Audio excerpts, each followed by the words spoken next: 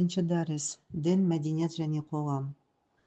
Діннің негізгі түсініктері: дін әлеуметтанулық талдау, мәдениет элементтері, мәдениет әлеуметтану, құндылықтар, дәстүрлер мен ғұрыптар.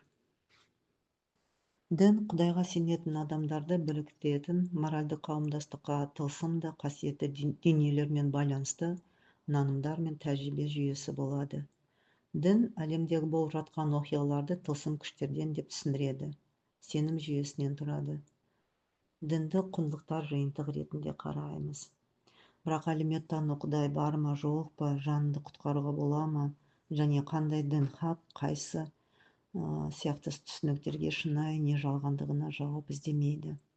Әлеуметтанушылар дінге мәдениеттің, қоғамның және өзге де әлеуметтік күштердің әсер ету жолдарын, сондай-ақ діннің адамдар мен әлеуметтік құрылымдарға ықпалын зерттейді.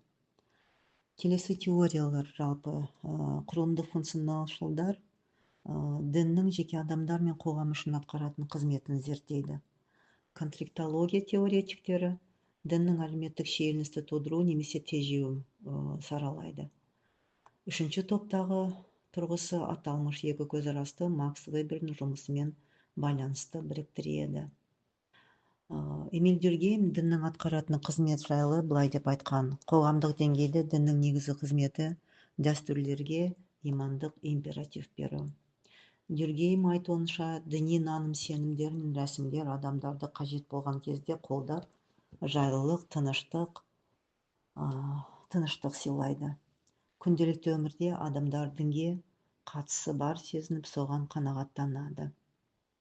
Келесі сұрақ: мәдениет. Мәдениет қоғамдастық мүшелерінің ортақ өмір сүру жалпы тәсілі. Мәдениет негізінен тіл, құндылықтар, символикалық мәндер сияқты нысандардан тұрады. Сонымен қатар технологиялық және материалдық нысандарды қамтиды. Мәдениеттің материалдық және материалдық емес екі формасы болады.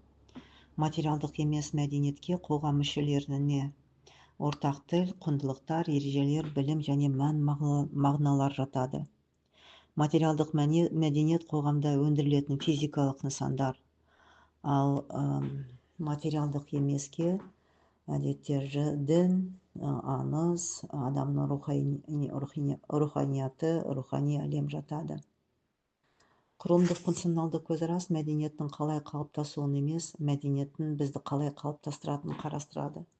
Конфликт теориясы қолдаушылар мәдениеттің белгілі бір жолмен дамитындығын және осы үлгілер кімнің мүдделеріне қызмет ететінін зерттейді. Символдық интеракционистер бұқаралық ақпарат құралдар сияқты мәдени материалдардың қалай қабылданып, қолданатынына баса мән береді.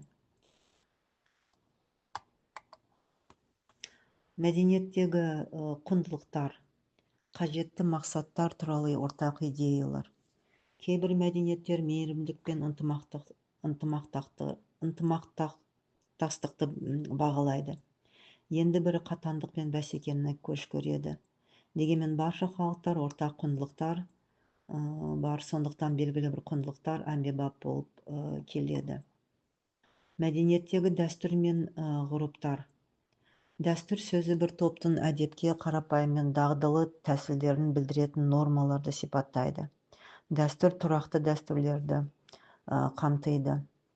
Бірақ дәстүрде ешқандай моральдық құндылығы болмайды. Ал дәстүрге қарағанда ғұрыптар моральдық құндылықтарды қастерлейтін нормалар деп есептелінеді.